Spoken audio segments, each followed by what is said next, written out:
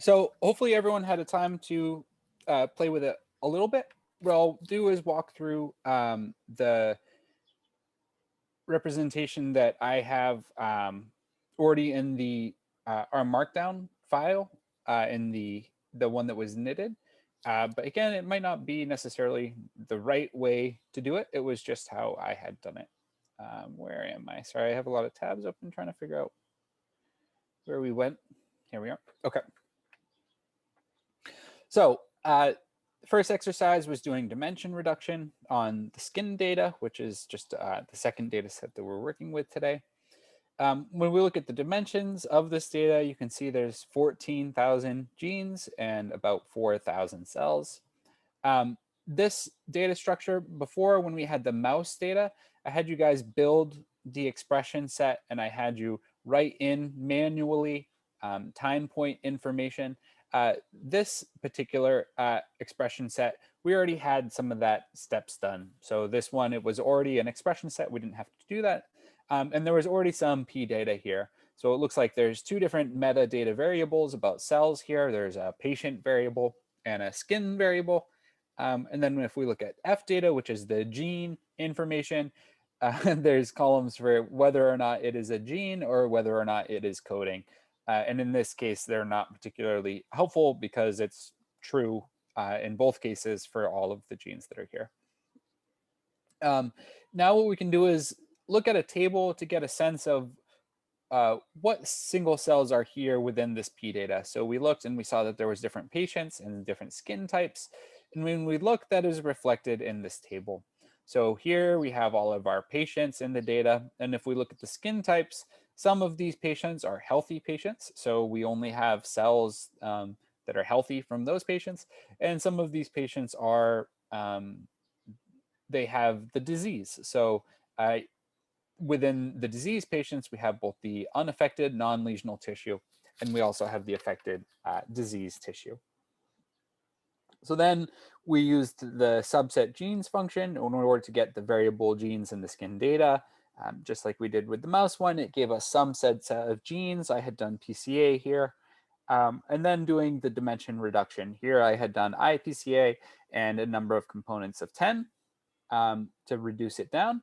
And this is the 2D plot that I got out in the end. When we look and color it by skin, you can see this bottom group down here seems to be primarily the lesional or diseased affected skin. Some of these other groups are kind of mixtures of all of them, similar to how we saw with the time points with the mouse data. You can color it by patient, and you can see that different patients really seem to dominate certain points of these maps. And this is usually what we would consider a slightly unwanted source of variation. People are different, you and I are different. And so if we did single cell on each other, even, if we're both happy and healthy and we don't have a disease, there's still going to be differences between us. And so our unbiased gene selection that we ran above and the PCA, which was relatively unbiased, it's just finding variation and using that variation to build the map. Some of the variation that we captured clearly corresponds to patients. So did anyone go through and plot the PCA loadings for this reduction and see if a particular PCA corresponded with a particular patient? Just curious. No?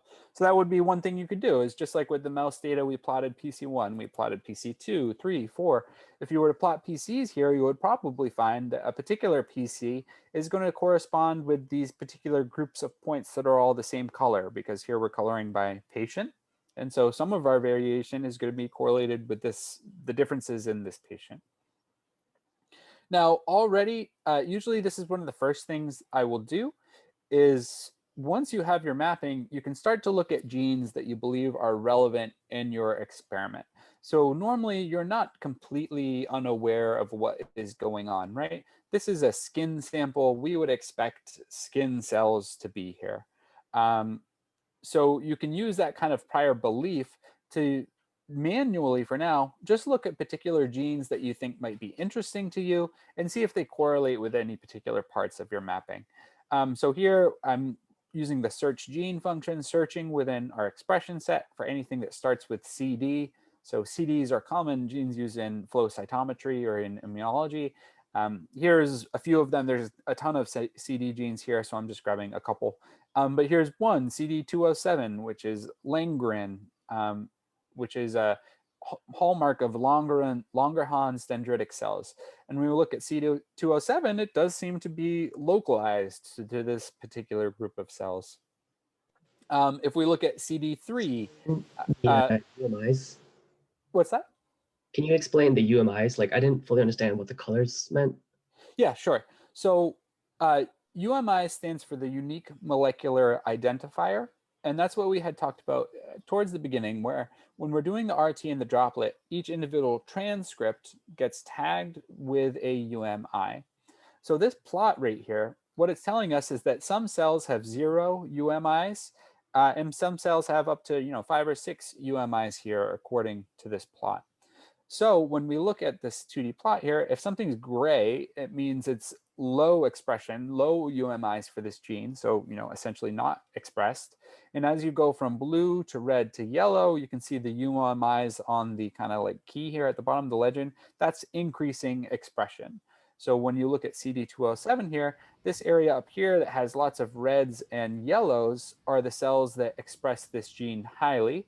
And these cells down here that are primarily gray with a few light blue, according to this legend down here, would be the cells that express this gene very Yeah, lowly or but low maybe expression. it's not a good naming. Maybe UMIs is like maybe short version of like uh, identified transcript abundance values. Kind of, these are maybe he's using this as short version, so you don't need to write this like UMIs there. So you can just say Yep. transcript abundance, normalized transcript. So he's gonna talk about normalization too later, but so just don't think that you have to put that naming there as UMIs, but he's Yep. using UMI values. Yeah, That's so just to ground it back to what we were talking about yeah, before, we had this gene expression matrix where columns were cells and rows were gene, right?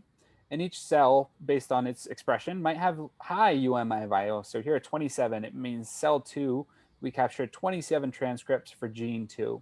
So when we're looking at this t-SNE plot, we picked a gene, right? I picked CD207. So we're looking at a row of this UMI matrix. And then we're looking at each individual cell. So here, each individual point is one of the cells. And we're just coloring it by its value in this row. So we're coloring it by how many UMIs or how many unique transcripts it was that we captured in that single cell. And that's what these are colored by. and it's Um, log scale, I guess. this one, I didn't bring it up. This data, the skin one, is already normalized. Normalized, huh? Okay. Yeah, so the mouse one that we're working with is not normalized. We're going to do that in a minute. But the skin one was already normalized, and that's why it's this range of like 0 to 5. If we were in raw counts, this would be like 0 to say 300 or something. Yeah. And you would log scale it just to give yourself dynamic range in color space so you can see the difference. Okay, and then here's CD3. I picked these CD genes because I'm familiar with the data. Did anyone have a particular gene that they picked out that they seemed to think indicated a cell type that they were familiar with from their lab or from Google? 90% of the time, when I'm starting up a new data set, I'm Googling like any gene that looks like it might be relevant, because if it's a new data set, you might not be familiar with the field and what genes are relevant. So did anyone, kind of opening it up, did anyone have a gene that they thought was interesting or an embedding that they thought was different than here and unique in some way?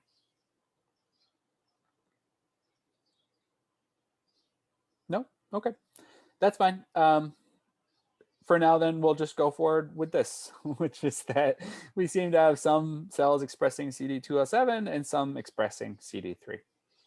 Okay, so now we had our mapping and we can kind of, in a supervised way, look at the genes that are expressed in each cell type, but really we want to get about this in a more high throughput way. And you're usually going to do that with clustering. So now that we've reduced the dimensions on the data, we can cluster it. The package that we're using today has 2 different methods for clustering. And I'm not going to make you, actually I can stay here. So here we're using the cluster function. We're feeding it our expression set, and we have this dimension argument. Comp means we're doing the clustering on the principal components. So if you remember, we had like 12 principal components that we had used for our initial reduction. For the method, we're using spectral clustering. The details aren't super important, but suffice to say, there's tons of clustering methods out there. KNN is a clustering method. So here we're using spectral clustering on the principal components, one of many potential ways to do this. And we're also giving it the number of clusters. So we're telling it we want 4.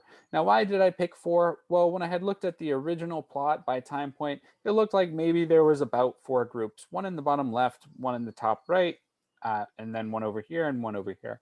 This K is, as of now, as we're doing it, arbitrary, but there are methods out there to evaluate, statistically, what is the support for a K of 4 over the support of a K of 10. And you can use metrics to determine this K. I'm not going to go into that in detail today, but for now we're using 4, but this could have been any number that you had chosen. So we had clustered it once, and then we can cluster it again. We have this 2D option where when we cluster on, instead of clustering on the principal components, which are 1 to 15, we could cluster on this t-SNE map, right? This is a 2D t-SNE map. We could try to run our clustering algorithm on this 2D map itself. And usually for 2D clustering, so clustering on a t-SNE plot like this, you're going to use a density-based clustering algorithm. The Y isn't super important, but in general, we find that if you're clustering on principal components, spectral clustering will work. And if you're doing it on 2D, density clustering will work. These algorithms obviously have a lot of steps in them and some minimization. And if I were to put comp here and try density, it might error out on me and just say, non-convergent or something like that. So if you get that error, just be aware that, normally comp and spectral go together and 2D and density go together.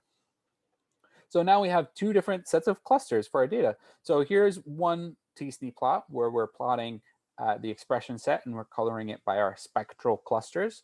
And we told it 4, and this is what it decided this is the best partition of the data with a K of 4. Here we had this bottom left corner, this kind of small group over here, a purple group and a blue group. Now, if we compare that to our density-based clustering, which had used our 2D plot and done density-based clustering, you can see that the partition we got is different. It's still a K of 4. We have 1, 2, 3, 4, but the separation of these groups is completely different. So this is where judgment and getting to know your data really comes into play. You could choose a different K, you can choose a different method, and every one of them is going to give you a different 2D representation based on a different clustering. Based on your data, one approach may work better than another. Elisa in our lab really liked the 2D density-based clustering. So this option, because for her data, it worked really well. I happened to like the spectral clustering on the principal components just because for my data, it seemed to work well. So there's no right or wrong here, but what you would expect, the goal here is that each one of these clusters is a cell type, right? When we look at these green cells, when we're clustering them, we want all these green cells to be similar so that we can ask what's different about this group of cells. So what you would want to do is make sure that the genes in your data correlate with these certain clusters, and we'll go over how to do that in a second. If we compare that to here, obviously red cells, this is a different clustering, but the question is, is this a good break based on the genes that we have in our data? And we'll try to answer that question in the next section. But for now, we're at the second kind of exercise. So this was the mouse data, which we have again for a template. But now you guys are welcome to open up R and try clustering the skin data. And again, use this above example as a template, but you can try spectral clustering on components. You can try 2D clustering using the density. You can try changing the number of clusters. It's really up to you for what you guys think is appropriate. So try this, maybe shorter for this one, Alper, because it's just the one command. And the second part here with the cell type identification becomes really relevant for the clustering. Yeah, let's give them 10 minutes. 10? And well, I'll see it from there. I think maybe only 5 for this because it's the one command. And what we can do is on the cell type identification, give them the extra 5, because what you're going to end up doing is using the clusters that you get to try to identify the cells. So they're kind of tied to each other. This is that iterative part. Why don't you continue a little bit more to cell type identification? Okay, that's a good point. And then give give them more time. Okay, cool. That's a good point. So exercise 2 under clustering is you're going to be clustering the skin data. Without further information, it's hard to know if your clusters are good or not. So good point, Alper. Let's just continue forward to how you would evaluate that. And then you can do exercise 2 and 3 kind of at the same time. So now we have clusters, right? We've taken our single cell data, smushed it down to 2D, grouped them into groups with clustering. And now we want to begin to ask, what does this represent? What are these clusters telling me? And so that's cell type identification. There's many ways to identify cell types based on their gene expression. You could use differential expression. You could run DE between cell type A and B and find what is different. What we have in our package is a just simple approach, which is the ID markers. And what it's going to do is it's going to look at each one of these clusters, and it's going to find genes that are highly expressed. So the mean expression is high. And it's going to find genes that are expressed in a high proportion of cells. So the fraction of cells that express it is high.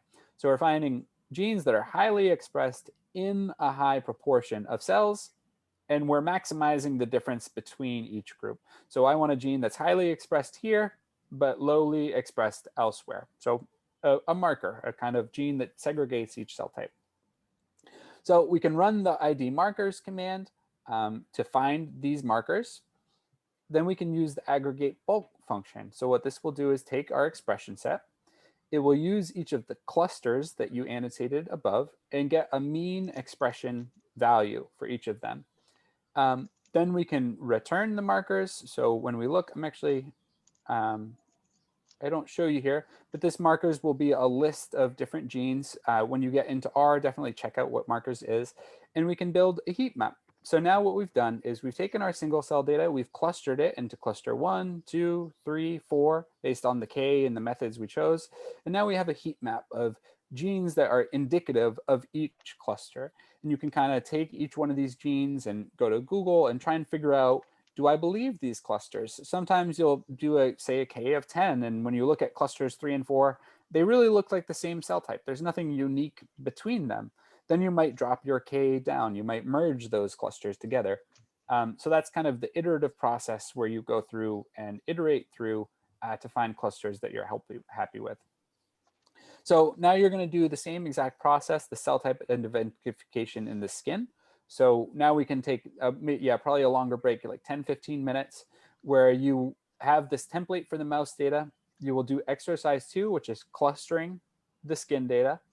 And then you can do exercise 3, which is using the clusters that you just made to identify the groups of cells in the data. So let's take a break now until say 11:25, so 15 minutes.